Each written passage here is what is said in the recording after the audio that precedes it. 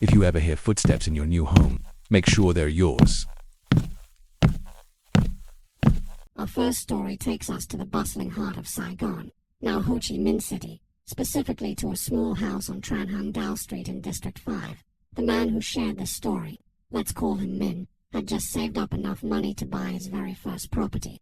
It was an old house, a bit run down, with paint peeling from the walls and a faint, musty smell that clung to the air. But it was in a prime location, and more importantly, it was cheap. Looking back, the first few days were fine. Min was busy with minor repairs, painting and trying to make the place feel like his own.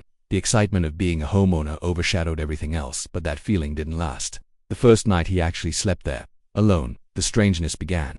He was lying in bed on the ground floor when he heard it. Footsteps, coming from the floor directly above him. They were slow, deliberate, and heavy. The sound of someone pacing, back and forth, from one end of the room to the other. He tried to rationalize it. Maybe it was the old house settling, maybe it was noise from a neighbor, but the sound was so clear, so distinctly inside his own home. And here's the unsettling part. The entire second floor was completely empty. He hadn't moved any furniture up there yet. It was just a vacant space of bare floorboards, and he lived alone. Night after night, the pacing continued.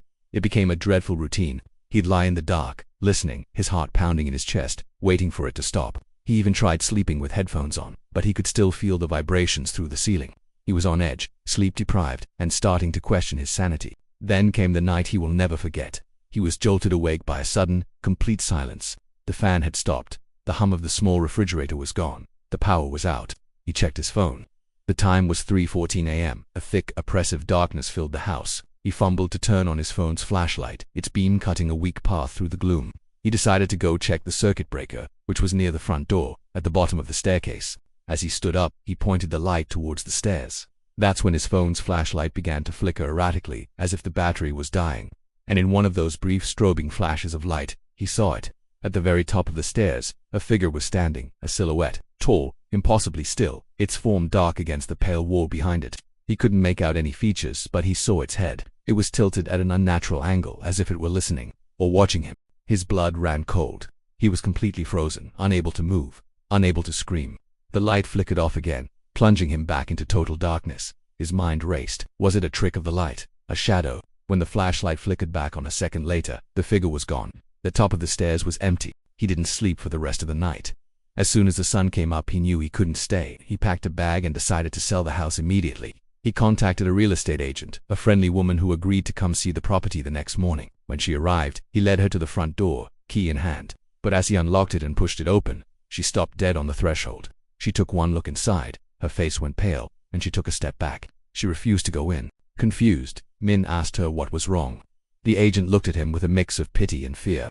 She told him she knew this house.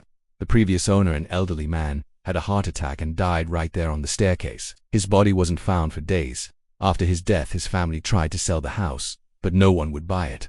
Because, as the neighbors would tell you, you can still hear him. Every single night, they hear his heavy footsteps, pacing back and forth on the second floor, forever walking in the house. He refused to leave. Our second story takes us to the misty highlands of Dalot, known for its cool climate, pine forests, and French colonial architecture. It's a popular escape from the heat of the cities. A woman we'll call Lynn bought a beautiful old vacation house, nestled among the pine trees. It was her dream getaway, a place for peace and quiet.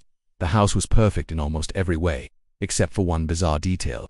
On the second floor, one of the windows was painted a stark, bright red. It stood out against the pale yellow facade of the house. When Lynn asked the seller about it, he just shrugged and said it was for decoration, an aesthetic choice by the previous owners. She didn't think much of it and accepted his explanation. Her first night in the house was magical. The air was crisp and cool, and the scent of pine filled her room. She fell asleep to the gentle sound of the wind rustling through the trees. But sometime in the middle of the night, she was woken up by a noise. It was a soft but persistent tapping sound. Knock, knock, knock. It seemed to be coming from right above her bedroom. Annoyed, she tried to ignore it, thinking it might be a branch hitting the roof, but the rhythm was too steady, too intentional. She lay there, listening intently. The sound wasn't coming from the roof, it was coming from the wall, specifically, from the direction of the red window on the second floor. A chill crept over her, gathering her courage. She got out of bed and made her way upstairs. The moment she stepped into the second-floor hallway, the temperature dropped dramatically. It was like walking from a cool spring evening directly into a freezer. The air was frigid, and she could see her own breath misting in front of her. She walked slowly towards the red window. As she got closer, the knocking grew louder. The window pane was visibly shaking, vibrating with each knock. It was unmistakable now. Someone, or something, was knocking from the other side. Her heart hammered against her ribs. Who could be outside a second-story window in the middle of the night? With trembling hands, she forced herself to unlatch and open the window, expecting to see someone there, a prankster, anyone. She pushed it open and leaned out. There was nothing, just the dark, silent forest and the cold night air. No ledge, no ladder, nothing to stand on. It was impossible for anyone to have been there. Confused and shaken, she pulled the window shut, making sure to lock it tightly this time. The moment the latch clicked into place, a voice whispered directly into her ear. It was a soft, feminine voice, speaking in Vietnamese. It said, "Hung mu siek ko." It means, "Don't open that door." She screamed and stumbled back, her eyes darting around the empty hallway. She was completely alone. She didn't wait for another sign. She ran downstairs, grabbed her keys and her purse, and fled the house, driving away into the night. She never spent another night there. A few weeks later, her curiosity got the better of her, and she called one of the neighbors to ask about the house's history. The old woman on the phone sighed and told her a tragic story. Years ago, the room with a red window belonged to a young girl who had taken her own life. After her death, her parents sealed the room shut. They say they painted the window red as a warning.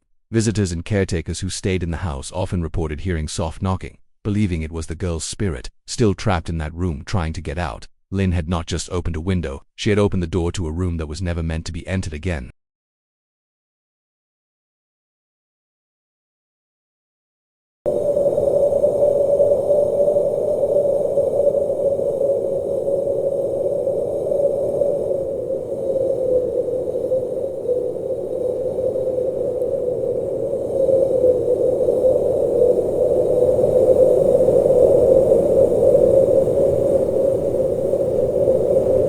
For our final story, we travel south to the Mekong Delta, to the city of Kendo, famous for its floating markets and intricate network of rivers and canals.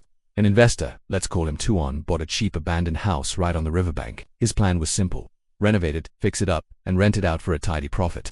The house was old and neglected, but the location was perfect. Before buying, he studied the official blueprint of the property. It clearly showed a simple layout, a living area, a kitchen, and 2 bedrooms. But when Tuan went to inspect the house in person for the first time, he found something that wasn't on the plans. There weren't 2 bedrooms, there were 3. Tucked away at the end of a dark hallway was an extra room, a room that, according to the official city records, did not exist. This undocumented room was deeply unsettling. The door was made of heavy, dark wood and, strangely, it had no handle on the inside. It could only be opened from the hallway. He managed to pry the door open. The air that rushed out smelled stale and foul, like stagnant river water and decay. Inside, the room was bare, except for a single, dusty old mattress lying in the middle of the floor. The walls were covered in long, deep scratches, as if an animal had been clawing at them, trying to get out. It was a disturbing sight, but Tuan was a practical man. He figured it was just an old storage room and decided to deal with it later. He locked the door from the outside and focused on the rest of the house. He hired a small crew to begin the renovation work, but he would often stay late into the night, planning and measuring, and that's when he started hearing it. Every night, without fail, a scratching sound would begin from inside that sealed room. It wasn't a frantic sound. It was long, slow, and deliberate. The sound of fingernails being dragged slowly down a wooden wall. Drag, scrape, pause, drag, scrape, pause. It sent shivers down his spine, but he tried to convince himself it was just rats. One night, as he was working late, he realized something. The scratching had stopped. The house was completely silent. A wave of relief washed over him. Maybe whatever was in there, rats or otherwise, had finally given up or left. He smiled to himself, feeling foolish for being so spooked. He was packing up his tools to leave when his phone buzzed. It was a notification from the new security camera he had installed in the hallway just a few days prior. The alert read, "Motion detected." He opened the app on his phone, and the live feed appeared. The camera was pointed directly down the hall, at the door of the extra room. His heart stopped. On the screen, he watched in horror as the door to that room, the door he knew he had locked from the outside, began to slowly, silently creak open.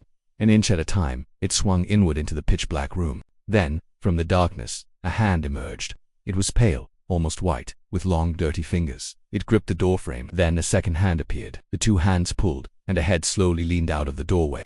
Long, matted black hair covered its face entirely, obscuring any features. It didn't stand up. It began to crawl out of the room and into the hallway, its movements jerky and unnatural. Tuan didn't wait to see what happened next. He dropped everything and ran out of the house, not even bothering to lock the front door. He got in his car and drove away as fast as he could.